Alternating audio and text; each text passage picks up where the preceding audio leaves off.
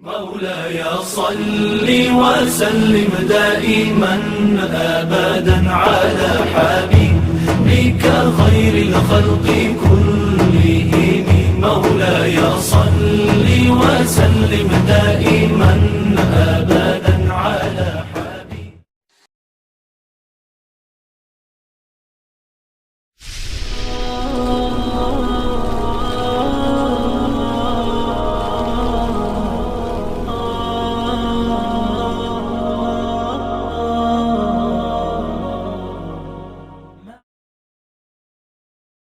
Sesuatu yang saya yakin kita melakukannya sehari bisa lebih daripada satu kali. Namun pertanyaannya adalah, benarkah kita ini sudah berdoa kepada Allah?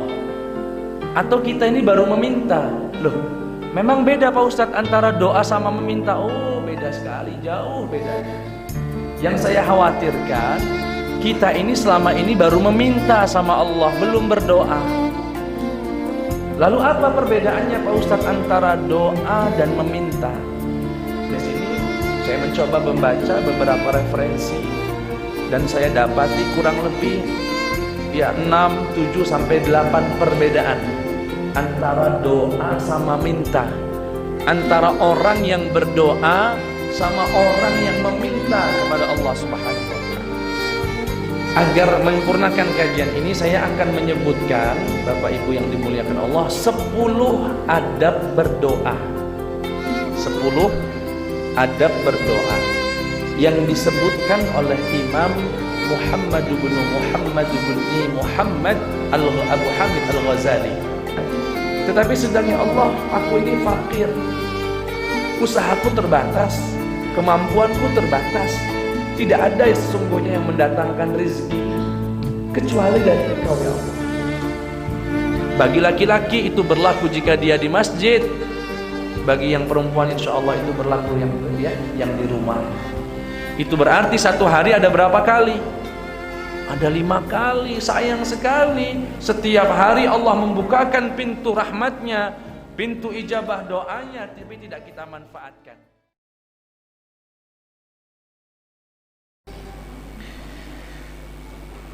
Bismillahirrahmanirrahim. Assalamualaikum warahmatullahi wabarakatuh. La illallah wahdahu la syarika lah.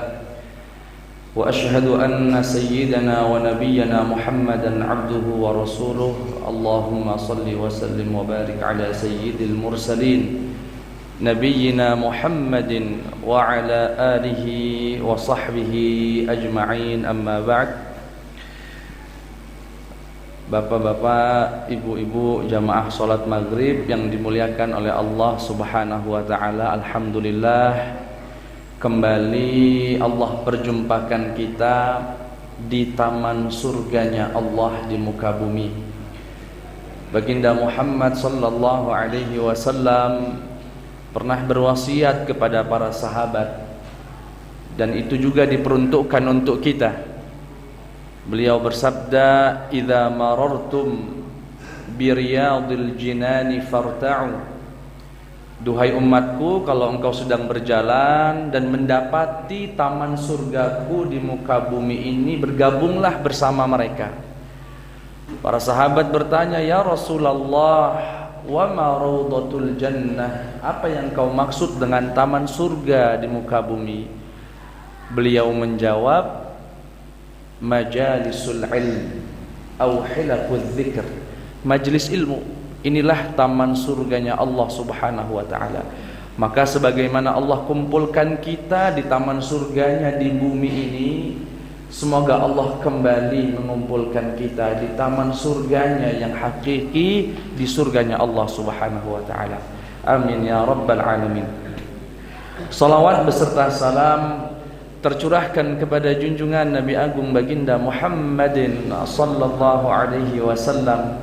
Semoga dengan berkumpulnya kita di sini ingin mengenal ajaran-ajaran beliau, menjadi wasilah kita untuk mendapatkan syafaatnya dan bisa menemani beliau di surganya Allah Subhanahu wa taala. Amin ya rabbal alamin. Sebelum kita masuk ke materi, ini ada titipan doa dari salah satu jamaah Masjid Babus Salam yang baru saja saya dengar hari ini meninggal dunia, begitu. Ya, semoga Allah Subhanahu wa taala mengampuni segala dosa-dosanya dan menempatkannya di surga Allah Subhanahu wa taala, dan kita yang masih diberikan kesempatan hidup bisa memanfaatkan sisa hidup kita sehingga kita nantinya husnul khatimah. Amin ya rabbal alamin. Nanti insyaallah di akhir kalau memang ada kesempatan doa, saya selipkan doa buat beliau dan kita amini bersama. Dan kebetulan memang materi kita hari ini adalah sesuatu yang biasa sekali kita lakukan, sering, mungkin tiap hari lebih dari 1, 2, 3 kali kita lakukan. Namun tak jarang Bapak Ibu yang dimuliakan Allah, di antara kita yang mengerti betul hakikat dari apa yang kita lakukan ini. Apa sih itu Pak Ustadz? Doa Bapak-bapak, Ibu-ibu, doa. Ya, sedikit saya ulang, materi kita ya seputar doa. Sesuatu yang saya yakin kita melakukannya sehari bisa lebih daripada 1 kali. Namun pertanyaannya adalah, benarkah kita ini sudah berdoa kepada Allah? Atau kita ini baru meminta? Loh, memang beda Pak Ustadz antara doa sama meminta. Oh, beda sekali, jauh bedanya. Yang saya khawatirkan, kita ini selama ini baru meminta sama Allah, belum berdoa. Lalu apa perbedaannya Pak Ustadz antara doa dan meminta? Nah, sebelum saya sebutkan perbedaan-perbedaan itu, kita awali untuk kita kenal dulu apa sih hakikat dari doa itu. Doa simpelnya adalah ibadah, dan itu ungkapan Rasulullah sallallahu alaihi wasallam yang diriwayatkan oleh Imam Ahmad dalam musnadnya, diriwayatkan oleh Imam Al-Bukhari namun bukan dalam sahihnya, dalam Adabul Mufrad. Beliau berkata dari Rasulullah sallallahu alaihi wasallam, Baginda Muhammad bersabda, ad-du'a'u huwal ibadah. Doa itu ibadah. Hadis ini menegaskan sebuah ayat di dalam Al-Quran, tepatnya surat Ghafir ayat 60, sebelah kiri paling atas. Allah Subhanahu wa ta'ala berfirman, a'udzu billahi minasyaitonir rajim. وَقَالَ رَبُّكُمُ ادْعُونِي أَسْتَجِبْ لَكُمْ. Dan Tuhan kalian berfirman, berdoalah kepadaku, niscaya aku ijabah. Namun ayat ini masih koma, belum titik. Setelahnya masih ada kelanjutannya dan jarang disebutkan biasanya. Innal ladzina yastakbiruna an ibadati sayadkhuluna jahannama dakhirin. Sesungguhnya orang-orang yang angkuh tidak mau beribadah kepadaku. Para ahli tafsir mengatakan ibadah di sini menafsirkan kata doa yang disebutkan sebelumnya. Itu artinya doa adalah ibadah. Lalu apa Pak Ustadz yang dimaksud doa itu ibadah? Namanya ibadah, Bapak Ibu yang dimuliakan oleh Allah Subhanahu wa taala, adalah i'lanun minal 'abdi an dhullihi wa iftiqarihi ila Allah fi jami'i taqallubatihi wa ahwalihi. Adalah penegasan dari seorang manusia, seorang muslim, bahwasanya dia adalah hamba Allah yang lemah, yang hina, yang bergantung sama Allah, yang fakir kepada Allah pada setiap kondisinya. Itu artinya Bapak Ibu yang dimuliakan Allah, tatkala kita berdoa kepada Allah, sejatinya kita sedang memberitahukan diri kita, menegaskan diri kita kalau kita ini adalah hamba yang lemah. Contoh ketika saya mengatakan, ya Allah, besok saya mau buka ruko, tolong lariskan. Itu sejatinya bukan sedang memberitahu Allah tentang apa yang kita inginkan, tetapi sedang, ya Allah, aku ini fakir, usahaku terbatas, kemampuanku terbatas, tidak ada yang sesungguhnya yang mendatangkan rezeki kecuali dari Engkau, ya Allah. Nah, makna-makna penghambaan itulah yang disebut dengan doa itu harus diiringi dengan rasa penghambaan yang tulus, baru disebut doa. Dari sini kita bisa membedakan, Bapak Ibu yang dimuliakan Allah, apa bedanya doa sama minta. Bisa jadi selama ini kita ini minta sama Allah, belum berdoa. Dari sini saya mencoba membaca beberapa referensi dan saya dapati kurang lebih 6, 7 sampai 8 perbedaan antara doa sama minta, antara orang yang berdoa sama orang yang meminta kepada Allah Subhanahu wa taala. Yang pertama, orang yang berdoa ketika menengadahkan kedua tangannya dan menyebutkan keinginannya, dia tidak sedang memberitahu Allah akan hajatnya, namun dia sedang memberitahukan dirinya kalau dirinya itu lemah, dirinya itu butuh, dirinya itu hina dan fakir akan kasih sayang Allah Subhanahu wa taala. Kalau orang yang meminta, dia sedang memberitahu Allah tentang hajat dan kebutuhannya. Makanya kadang-kadang ada yang nanya, Pak Ustadz, perasaan imam itu kalau doa mimpin kok yang diminta itu aja. Rabbana zalamna, Rabbana atina fid dunya hasanah, Rabbana la tuzigh qulubana, Rabbana hab lana. Kan kemarin udah Pak Ustadz, masa minta lagi itu? Pertanyaan semacam ini timbul dari orang yang minta sama Allah. Kenapa? Karena dia sudah memberitahu Allah kemarin, ngapain ngasih tahu Allah lagi hari ini? Itu bedanya orang yang berdoa kepada Allah sama orang yang minta. Yang berdoa sedang menegaskan eksistensinya, jati dirinya sebagai hamba Allah. Orang yang meminta sedang memberitahu Allah tentang kebutuhannya, dan itu dianggap tidak beradab karena Allah seakan dianggap tidak tahu sebelum dia kasih tahu. Yang kedua, orang yang berdoa itu rintihannya, tangisannya, semangatnya untuk berdoa stabil, bahkan ya selalu lebih baik. Kalau orang yang minta itu naik turun, fluktuatif, bergantung kebutuhan. Kalau lagi butuh nangis, ya Allah, Masya Allah, nangis, tahajud, bangun. Begitu kebutuhannya dipenuhi sama Allah, ngilang. Nggak ketemu lagi, mana sih pulang? Nggak ada kebutuhan. Nanti begitu nikah minta rumah, ya Allah, rezekikan aku rumah ya Allah yang layak buat keluargaku, amin. Begitu dikasih rumah ngilang. Sampai istrinya ngerengek lagi, Pak beli mobil. Datang ke masjid lagi, ya Allah, nangis, tahajud, sedekah. Itu orang minta itu. Orang minta itu bisnis sama Allah. Diplomasinya begitu. Kalau lagi butuh kenceng doanya, kenceng ibadahnya, begitu permintaannya diwujudkan ngilang, nggak kelihatan lagi di masjid, nggak pernah minta. Kalau orang yang berdoa ndak, karena dia tidak sedang meminta hajatnya, dia sedang mengumumkan dirinya tentang beribadah kepada Allah, sehingga dia senantiasa pagi, siang, sore, senang, susah, diwujudkan hajatnya, tidak diwujudkan hajatnya, senantiasa memberi tahu pada dirinya kalau dia adalah hamba Allah Subhanahu wa ta'ala. Orang yang meminta naik turun sesuai kebutuhan.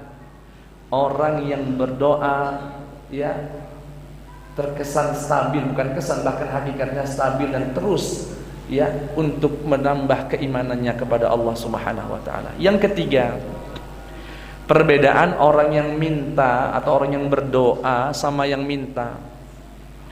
Kalau yang berdoa menganggap jawaban Allah akan doanya karunia. Kalau orang yang minta menganggap dan meyakini jawaban Allah itu hak dia. Yang satu menganggap jawaban Allah sebagai karunia, yang satu menganggap jawaban Allah itu hak.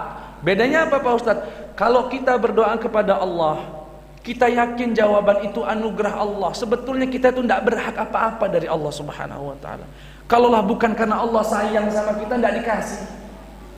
Sholat yang mana sih yang mau kita persembahkan ke Allah? Apa yang mau kita persembahkan ke Allah sehingga kita merasa punya hak sama Allah? Sholat yang tidak pernah khusyuk, mulutnya nggak pernah terjaga, mata yang nggak pernah terjaga, apa hak kita atas Allah? Sehingga orang berdoa itu malu merasa dirinya punya hak atas Allah Subhanahu wa taala, sehingga dia berkeyakinan jawaban Allah itu adalah anugerah Allah. Kalau orang yang minta, dia itu merasa itu jawaban Allah, ijabahnya Allah terhadap doanya itu hak dia. Makanya kalau sudah terlambat sedikit mulai ngeluh, terlambat banyak mulai ngumpat.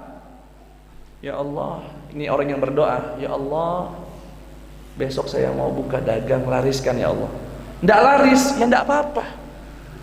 Memang bukan hak saya, kalau dikasih alhamdulillah, nggak dikasih mungkin Allah masih senang dengar doa saya. Kalau orang yang minta, ya Allah, lariskan dagangan saya, amin. Besok sepi, mulai udah begini nih tangannya, tahajud nggak kurang-kurang, doa nggak kurang-kurang, mana? Katanya Allah, katanya Tuhan. Sehari, seminggu, modal mulai tipis, mulai kenceng lagi. Males lah kalau gini mah doa nggak pernah diijabah.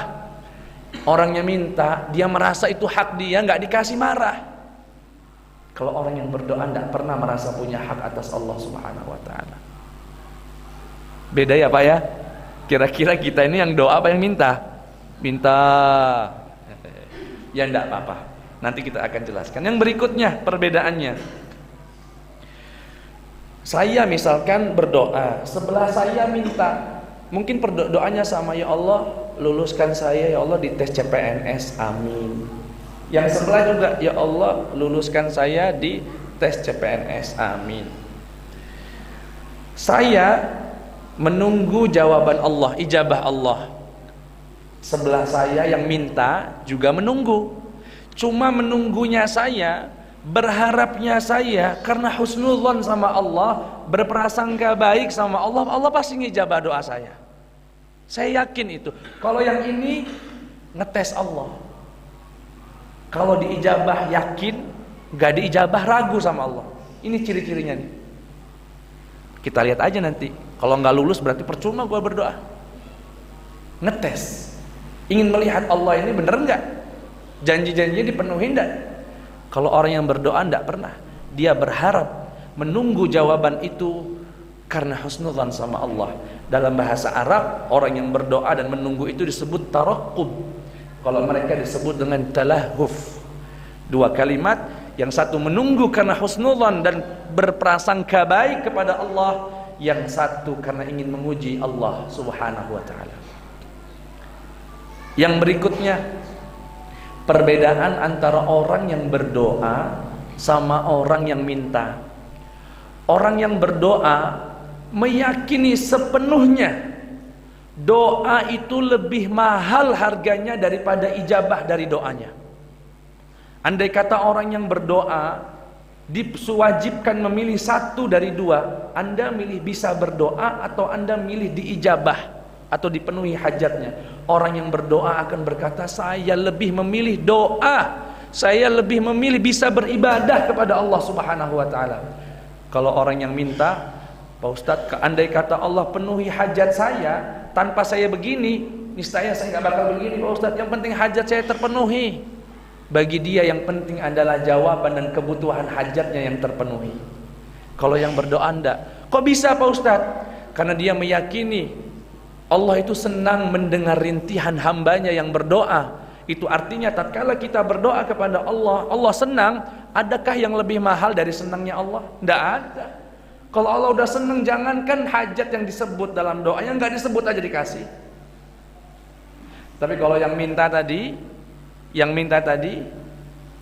menganggap doa itu tidak penting. Andai kata Allah suruh saya milih bisa minta atau bisa dikasih jawaban doanya, dia pasti minta ijabah doanya dan nggak perlu doa sama Allah Subhanahu wa taala. Itu perbedaannya. Yang seterusnya, entah yang keberapa, yang keenam mungkin. Perbedaan antara orang yang berdoa dengan orang yang meminta. Orang yang berdoa meyakini Allah pasti mengijabah doanya, dan cara Allah menjawab doa itu terserah Allah.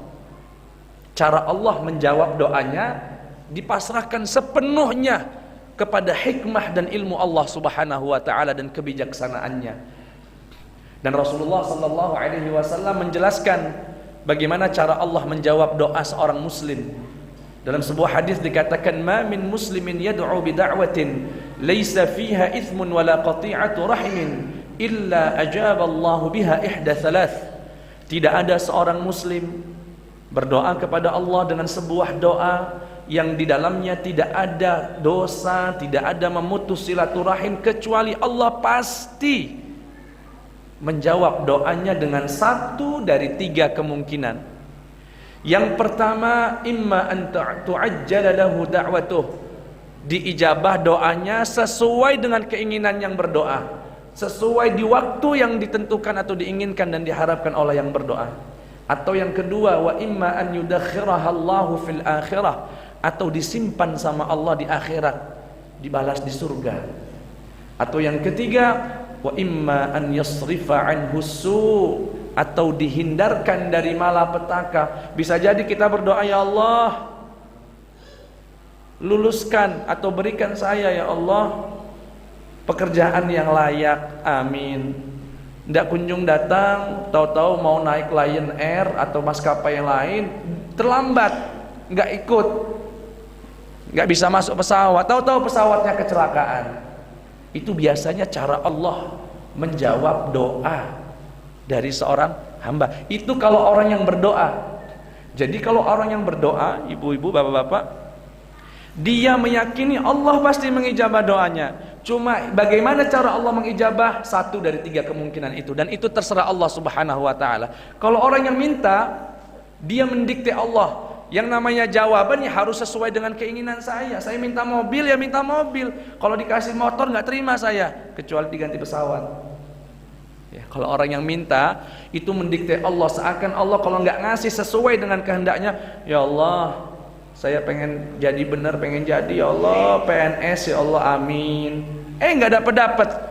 Atau dikasih pekerjaan jadi karyawan di perusahaan swasta, itu bagi dia bukan jawaban Allah, karena bagi dia orang yang minta jawaban itu harus sesuai dengan keinginan saya. Intinya ibu, orang yang berdoa memasrahkan sepenuhnya bagaimana Allah menjawab doanya. Kalau orang yang meminta, mendikte Allah, menuntut Allah untuk memberikan sesuai dengan apa yang dia butuhkan. Begitulah kurang lebih Bapak Ibu yang dimuliakan Allah, perbedaan antara orang yang berdoa dengan orang yang meminta. Kita introspeksi diri, apakah selama ini kita ini sudah berdoa, atau kita ini sebetulnya baru meminta. Beberapa hari yang lalu saya didatangi ya seorang jamaah, ada permasalahan dalam ya anaknya dan seterusnya. Pak Ustadz, ada nggak sih doa amalan yang bisa dipakai? Ya saya kasih, suruh sholat hajat dan seterusnya. Mungkin saran saya mungkin langsung dipraktekin kali ya. Habis Isya nelpon, Pak Ustadz kok belum berubah anaknya? Kilat bener doa nih. Aneh minta jodoh aja sampai hari ini belum dapat. Iya kan?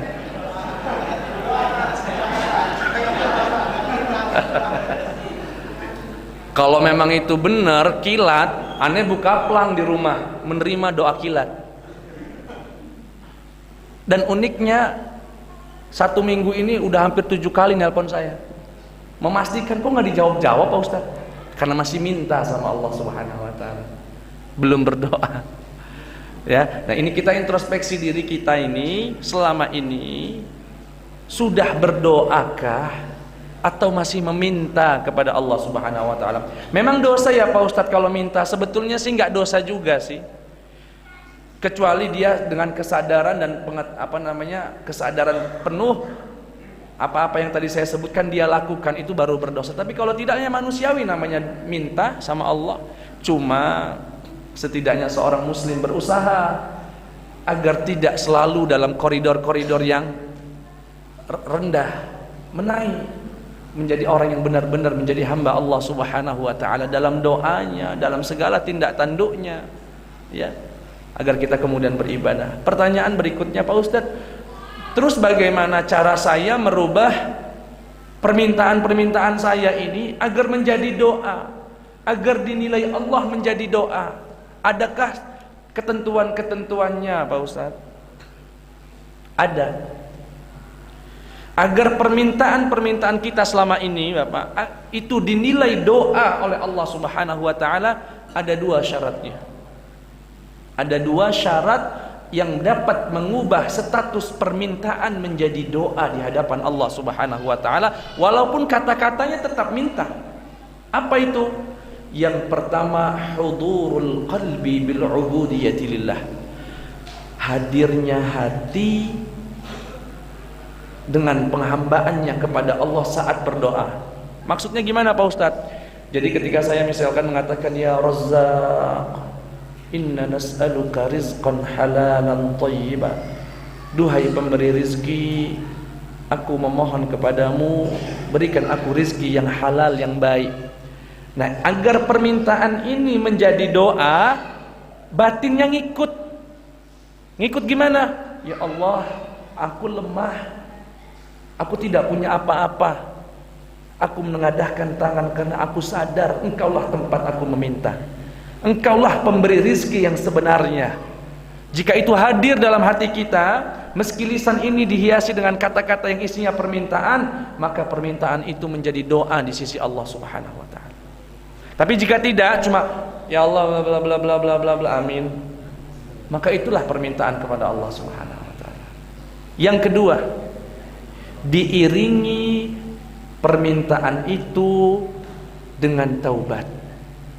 Maksudnya gimana? Setelah berdoa, ya Allah anugerahkan aku, ya Allah keturunan, ya Allah, amin.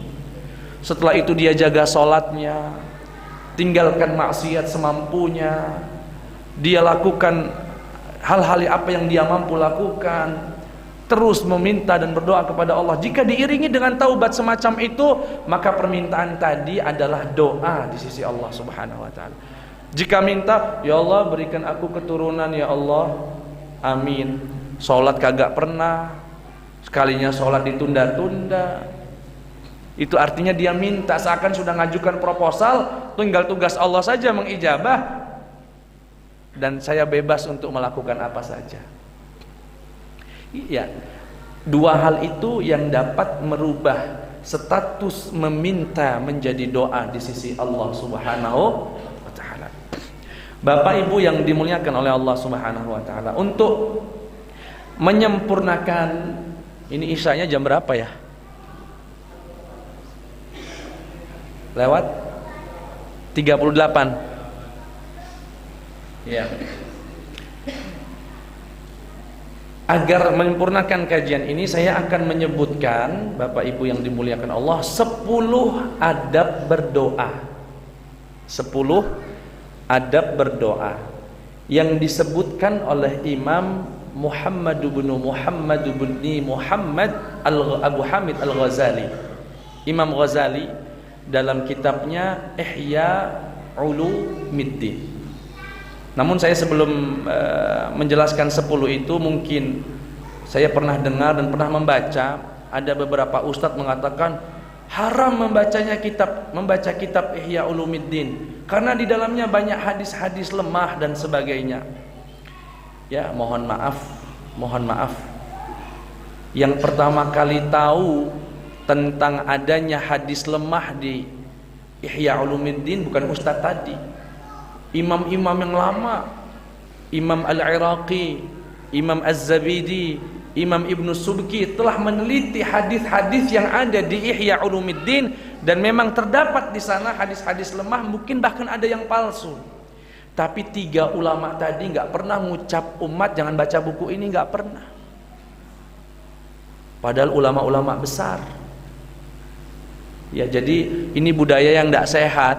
Kalau memang ada buku yang di dalamnya ada hadis lemah, ya memang orang awam jangan baca sendiri, bacanya lewat guru agar bisa diberikan mana yang patut bisa diambil, mana yang tidak bisa diambil. Tapi dengan sekonyong-konyong nggak usah dibaca.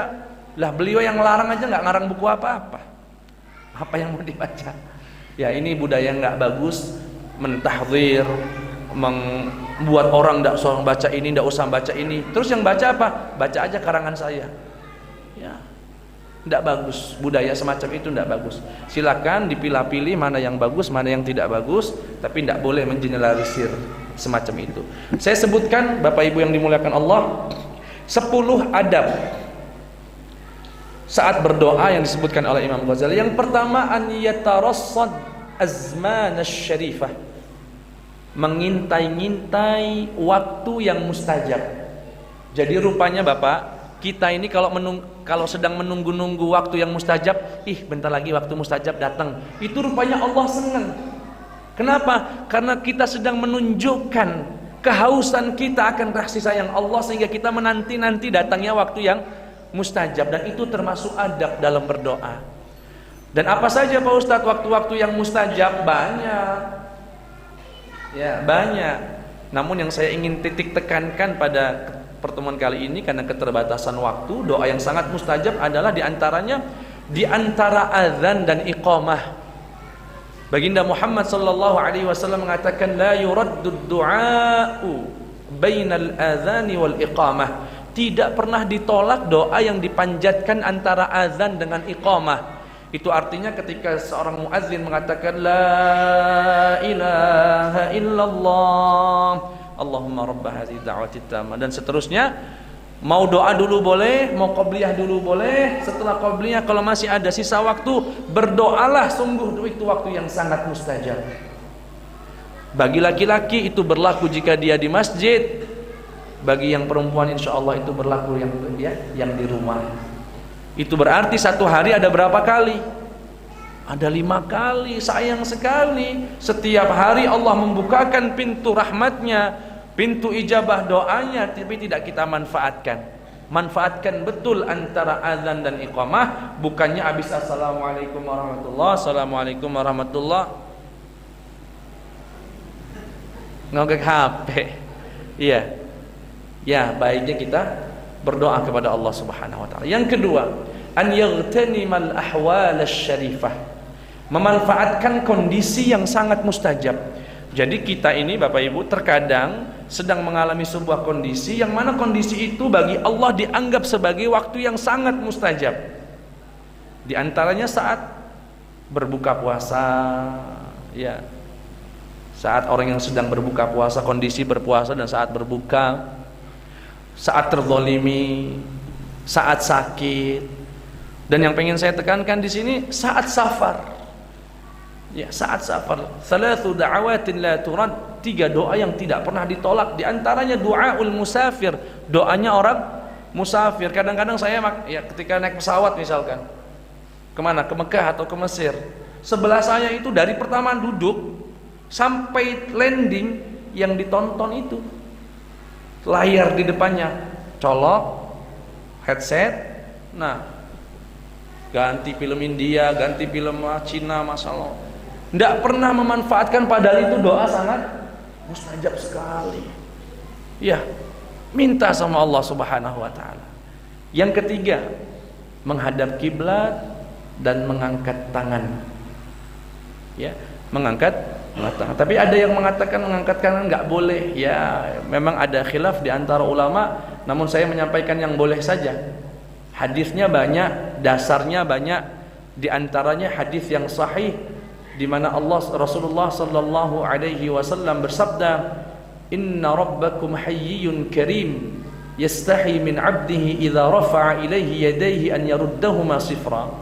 Sesungguhnya Tuhan kalian itu pemalu dalam tanda kutip dan maha dermawan, maha baik. Malu jika ada hambanya yang mengangkat kedua tangan dikembalikan dalam keadaan kosong, dalam keadaan hampa. Itu artinya dalam hadis ini ada isyarat mengangkat kedua tangan, boleh.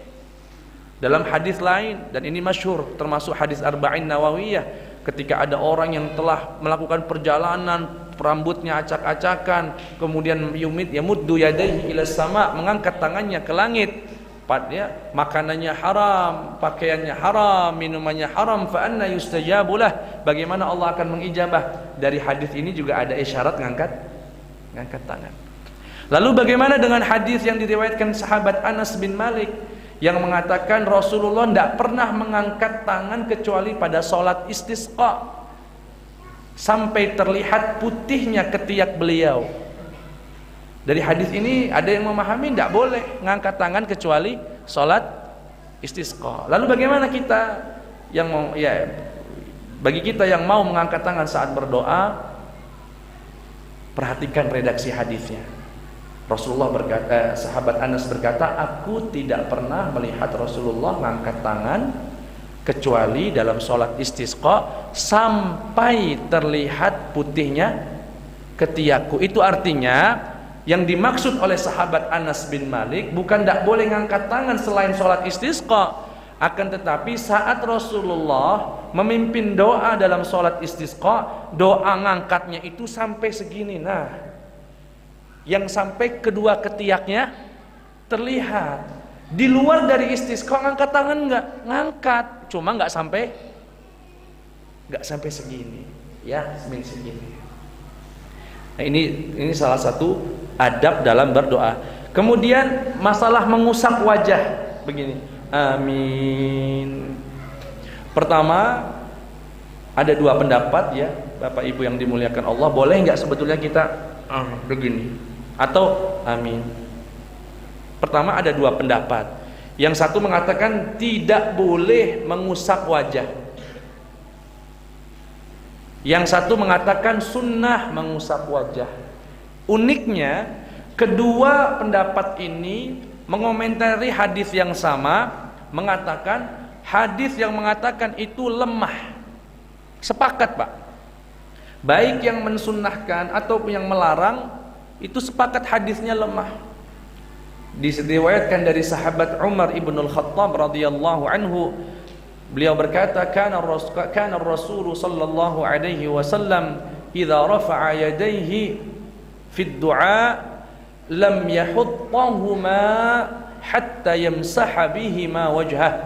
Dulu Rasulullah kalau doa ngangkat tangan dan enggak pernah meletakkannya kecuali mengusap wajahnya dengan kedua tangannya.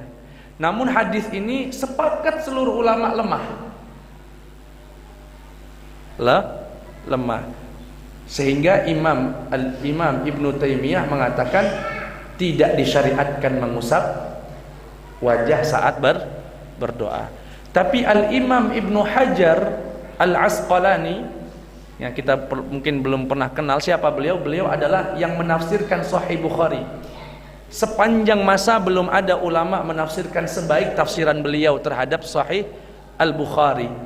Bahkan derajatnya dalam ilmu hadis sampai pada titik Amirul Mukminin, derajat tertinggi setingkat dengan Imam Bukhari. Apa beliau berkata? Sunnah mengusap wajah. Kenapa? Saya telah mengumpulkan banyak riwayat yang senada telah mengangkat kelemahan hadis tadi menjadi derajat hasan li ghairi. Hasan li ghairi itu ya agak bagus daripada yang lemah, Pak. Sehingga beliau mengatakan boleh mengusap wajah, tapi lagi-lagi pilihan diserahkan kepada jamaah masing-masing. Yang mau ngusap-ngusap, yang enggak, tapi yang mau ngusap saya benar-benar berpesan jangan ngusap wajah orang lain. Ngusap wajah sendiri. Sudah azan, Pak ya? Ya, sudah azan. Ya, nanti kita lanjutkan sedikit. Kalau memang ada acara untuk siapa? Pak Sudarna yang ada hajat ke sana dipersilahkan. Yang tidak, insya Allah kita lanjutkan sedikit lagi tentang materi tadi. Wallahu a'lam. Assalamualaikum warahmatullahi wabarakatuh. Ya, bismillahirrahmanirrahim. Assalamualaikum warahmatullahi wabarakatuh. Alhamdulillah wassalatu wassalamu ala nabiyyina Muhammad ibn Abdullah wa ala alihi wa sahbihi wa mawalah wattaba'a huda. Bapak Ibu jamaah salat Isya yang dimuliakan Allah Subhanahu wa taala, kita lanjutkan. Tadi kalau tidak salah baru tiga adab ketiga saat kita berdoa. Yang keempat, langsung saja biar nanti ada sesi tanya jawab. Mungkin kertasnya bisa disiapkan Mas Heru dan teman-teman. Yang keempat, alla yatakallafa bis-saja'. Hendaknya jangan terlalu memaksa membuat sajak dalam berdoa. Yaitu mungkin dalam konteks Arab agak sering dilakukan, namun mungkin kalau konteksnya Indonesia jangan terlalu detil doanya. Ya Allah, saya besok tes CPNS ya Allah, formasi yang dibutuhkan 3, yang daftar 15, yang dites dicat ya Allah, ada TIU, TWK, macam-macam disebutin. Kok apal Ustaz? Ya baru tes.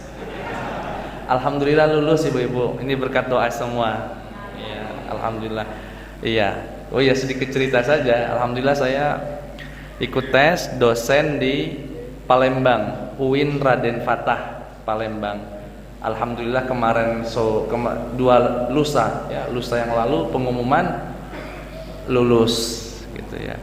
Itu artinya saya bakal pindah ke Palembang. Wallahu a'lam bisa ndak lanjut lagi nanti ke Gisting.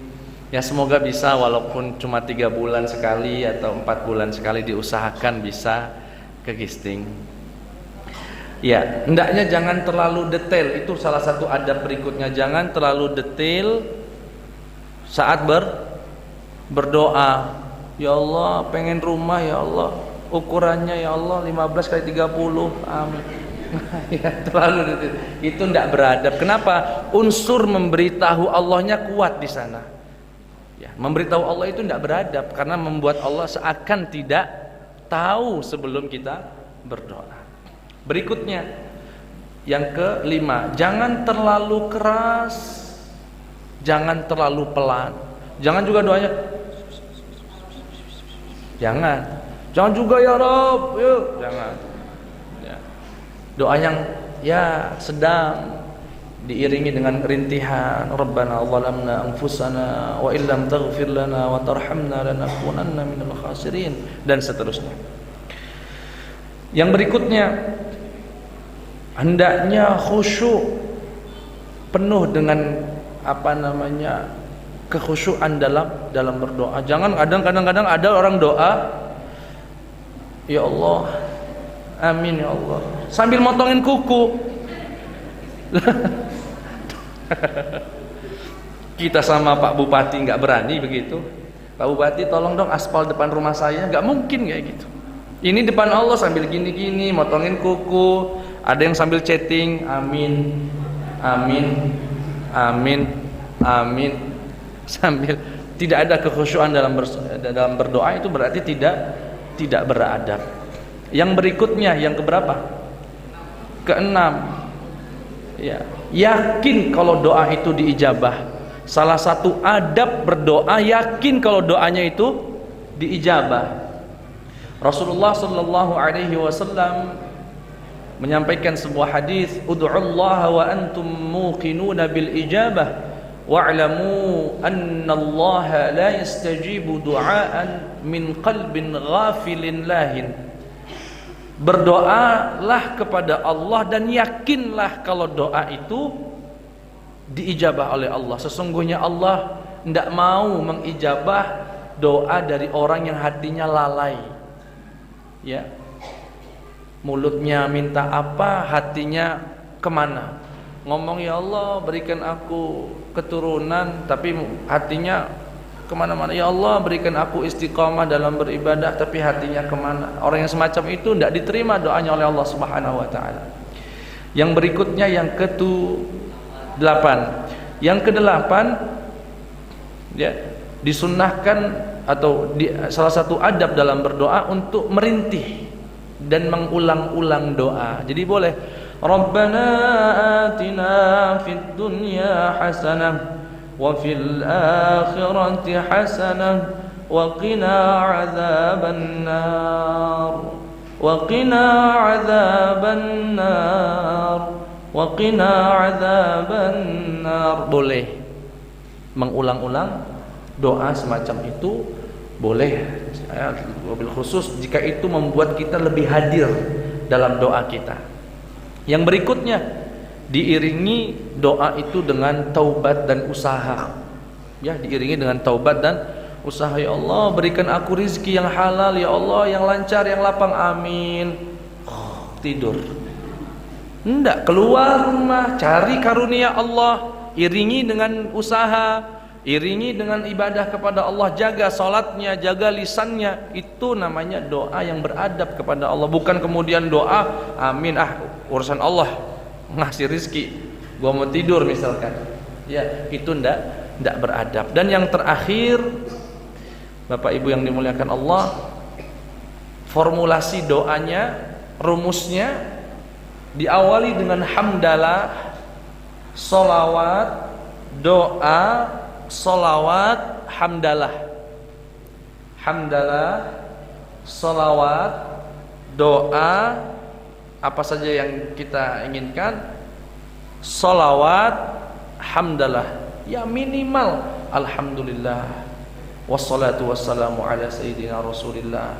Kemudian isi doanya sebelum ditutup juga salawat lagi, Allahumma salli ala sayyidina Muhammad wa ala ali Muhammad walhamdulillahi rabbil alamin, atau subhana rabbika rabbil izzati amma yasifun wassalamun ala al mursalin walhamdulillahi rabbil alamin. Kata Rasulullah, tidak ditolak doa yang dipanjatkan di antara dua salawat.